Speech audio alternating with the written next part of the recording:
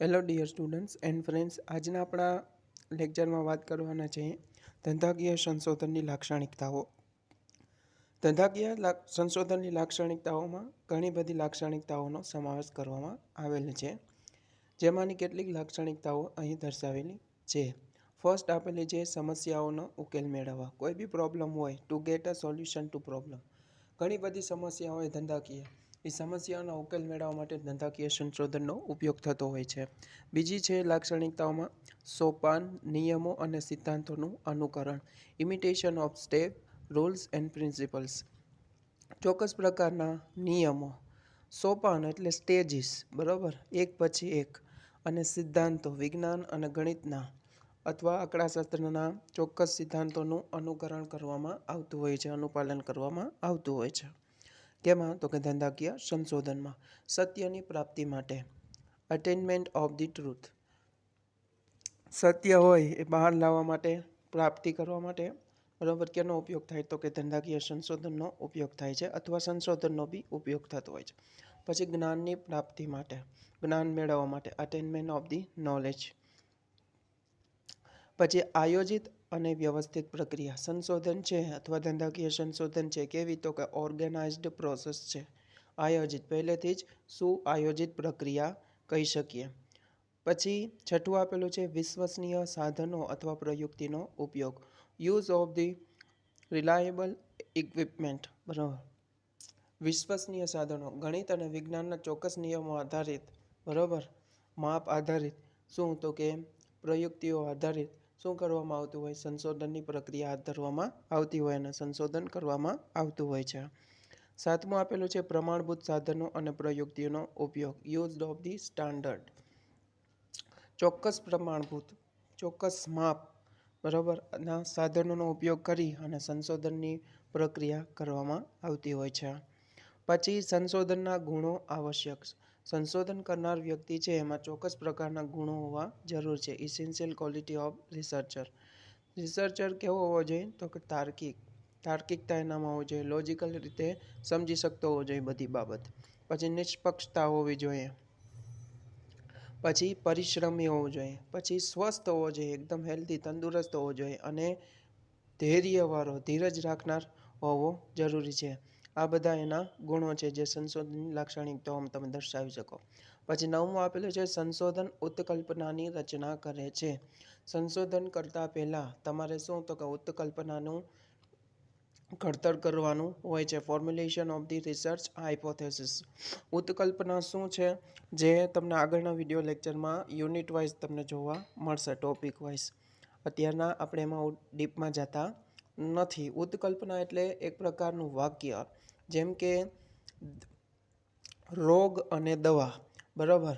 દવા આપવાથી રોગમાં ફેરફાર થાય છે કે નહીં? બરાબર, ફેરફાર થાય છે અને એક ફેરફાર થતો નથી. મીન્સ કે દવાની અસરકારકતા અને માપવા માટે આપણે એક સંશોધન કરતા હોય તો હાઇપોથેસિસની રચના કરવી પડતી હોય છે, બરાબર.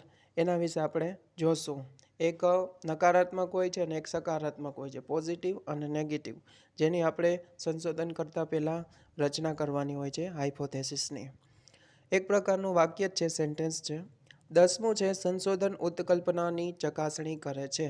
સંશોધનની શરૂઆત ક્યાં થાય છે? તો કે સમસ્યાથી. સમસ્યા બાદ શું તો કે તમારે હાઇપોથેસિસની રચના કરવાની હોય છે. અને હાઇપોથેસિસ બે પ્રકારની, પોઝિટિવ અને નેગેટિવ. એનું તમારે શું તો કે સાબિતી માટે સંશોધન કરવું પડતું હોય છે, બરાબર. સંશોધન ઉત્કલ્પનાની શું કરે છે? અહીં ચકાસણી કરે છે, વેરિફિકેશન કરે છે.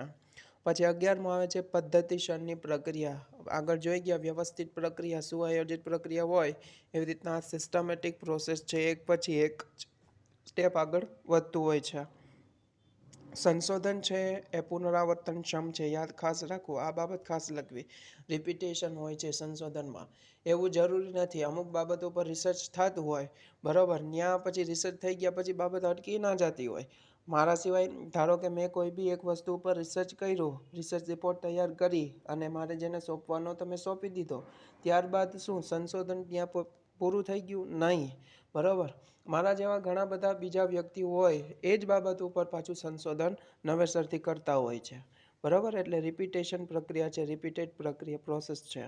13મું છે પ્રક્રિયાના આધારે જ, બેઝડ ઓન પ્રોસેસ. કેના બેઝડ ઉપર છે? તો કે પ્રક્રિયા આધારિત છે. શું? તો કે સંશોધન. પછી ચોક્કસ સોપાનોને અનુસરે છે, ફોલો અ સ્પેસિફિક સ્ટેપ્સ. શું? તો કે એક પછી એક બાબત આવતી હોય, ધીમે ધીમે સ્ટેજ વાઇઝ. બરાબર, પહેલાં સમસ્યાને ગોતવાની, બરાબર, સમસ્યા કેને કારણે થઈ એ ચકાસવાનું, સમસ્યામાં કઈ કઈ બાબત ઉદ્ભવે છે, ઉત્કલ્પનાની રચના કરવાની, બરાબર, જરૂરી માહિતી મેળવવાની, એના ઉપર ડેટાનું ટૂંકમાં મેળવવાનો પ્રયત્ન કરવાનો. એમ મીન્સ ચોક્કસ પ્રકારના સ્ટેજને આપણે સ્ટેપ્સને અનુસરવાનું હોય, ત્યારબાદ સંશોધન થતું હોય છે અને અંતે તારણ મળતું હોય છે. 15મું આવે છે સંશોધનની અન્ય લાક્ષણિકતાઓ. બીજી ઘણી અન્ય બધી લાક્ષણિકતાઓ છે, અધર કેરેક્ટરિસ્ટિક્સ ઓફ રિસર્ચ. તેનાથી ધંધાના વિકાસ માટેનું માર્ગદર્શન મળી રહે. શું? તો કે સંશોધનથી શું? તો કે ધંધાનો વિકાસ કરવો હોય, get a guidance for development of બિઝનેસને આપણે આગળ લઈ જવો હોય, બરાબર, તો શું કરવું પડે? દિવસે ને દિવસે શું? તો કે રિસર્ચ કરવું પડે. અત્યારના મોટી મોટી કંપનીઓમાં તમે જોતા હશો, રિસર્ચ અને ડેવલપમેન્ટ સેલ્સ ઊભા કરવામાં આવેલા હોય. એનું કામ શું હોય? તો કે સંશોધન કરવાનું હોય વિવિધ બાબતોને અનુલક્ષીને. તે પ્રવૃત્તિનો એક સમૂહ છે.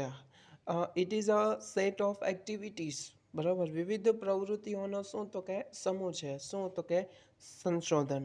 સંશોધનમાં ઘણી બધી બાબતનો આવરી જાય છે, એટલે આપણે કહી શકીએ પ્રવૃત્તિઓનો સમૂહ છે. તે આત્મલક્ષી પ્રવૃત્તિ છે. It is an unselfish activity. અનાત્મલક્ષી પ્રવૃત્તિ છે. પોતાના રિલેટેડ નહીં, પોતાના સિવાય અન્યને બી બાબત અસર કરતી હોય એ બાબતે આપણે શું? તો કે સંશોધન કરી શકીએ. તે સમસ્યાઓની ચકાસણી કરે છે. It's check for a problem.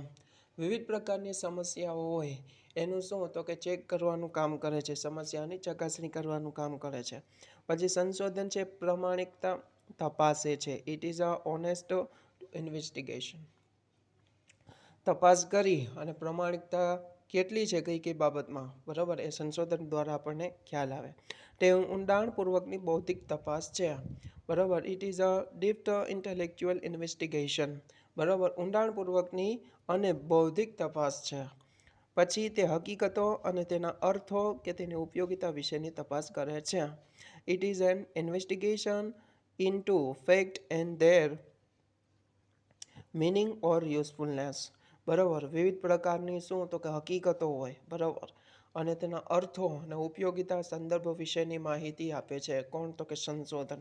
તે માહિતીનું વિશ્લેષણ સાથે સંબંધિત છે. એકવાર માહિતી એકઠી થઈ ગયા, સંશોધન કરીએ એટલે આપણે માહિતી વિવિધ પ્રકારની એકઠી કરવી પડતી હોય છે. આ માહિતીનું શું? તો કે વિશ્લેષણ બી જરૂરી છે. બરાબર, એટલે સંશોધન છે વિશ્લેષણ, માહિતીના વિશ્લેષણ સાથે સંબંધિત છે. It is related to analysis of informations. તે માહિતીના અર્થઘટન સાથે સંબંધિત છે. માહિતીનું વિશ્લેષણ થઈ ગયા પછી ત્યારબાદ કેવું સ્ટેપ આવે? તો કે અર્થઘટન. It is related to interpretation of information.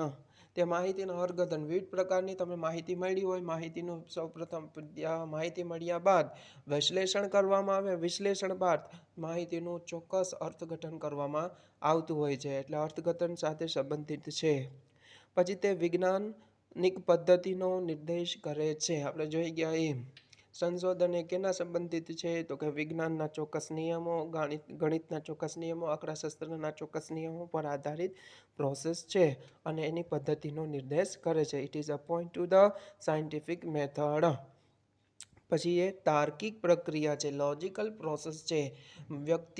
માનવી પોતાની બુદ્ધિ, ક્ષમતા, આવડતનો ઉપયોગ કરી અને સંશોધન પ્રવૃત્તિ કરતો હોય છે. તેથી આપણે કહી શકીએ તાર્કિક લોજિકલ પ્રોસેસ છે.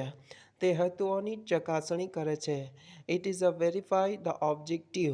વિવિધ પ્રકારના ધંધાકીય હોય અથવા ધંધાલક્ષી હોય અથવા બિન ધંધાલક્ષી હોય, business related or other then business related, વિવિધ ઓબ્જેક્ટિવ્સ હોય એના રિલેટેડ આપણે સંશોધન કરવામાં આવતું હોય એ બધાની ચકાસણી કોણ કરે છે? તો કે સંશોધન આ બધા હેતુઓની ચકાસણી કરે છે. તે જ્ઞાનવર્ધક પ્રક્રિયા છે. ઇટ ઇઝ અ આપણે કહી શકીએ આપણા નોલેજમાં increment of the knowledge process, બરાબર. એટલે આપણા જ્ઞાનમાં વધારો થાય. સંશોધનના અંતે કોઈ પરિણામ ના મળે, ઇનકેસ બને એવી બાબત બને, તમે ડેટા કલેક્શન કર્યો, બધી બહુ મહેનત કરી, પણ કોઈ ચોક્કસ પરિણામ બાબત જાણવા મળી નહીં, તો તમારા શું તો કે સંશોધન પ્રક્રિયા કરી એ બરાબર, એમાં ઘણું બધું તમને નવું નવું જાણવા મળ્યું હોય, એટલે તમારા જ્ઞાનમાં નોલેજમાં વધારો છે. Increment of the knowledge. સંશોધન દ્વારા સમસ્યાના એક કરતાં વધારે ઉકેલ હોઈ શકે છે. સંશોધન કરો સમસ્યાનો સમાધાન મેળવવા માટે વિવિધ પ્રકારની ધંધાકીય અથવા બિનધંધાકીય.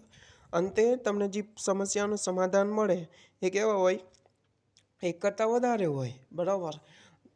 આ બની શકે, સંશોધનનું એક લક્ષણ છે. A resource may have more than one solution to problem. એક કરતાં વધારે ઉકેલ હોઈ શકે સમસ્યાઓનો. સંશોધન દ્વારા સમસ્યાની શ્રેષ્ઠ ઉકેલની પસંદગી કરવાની હોય છે.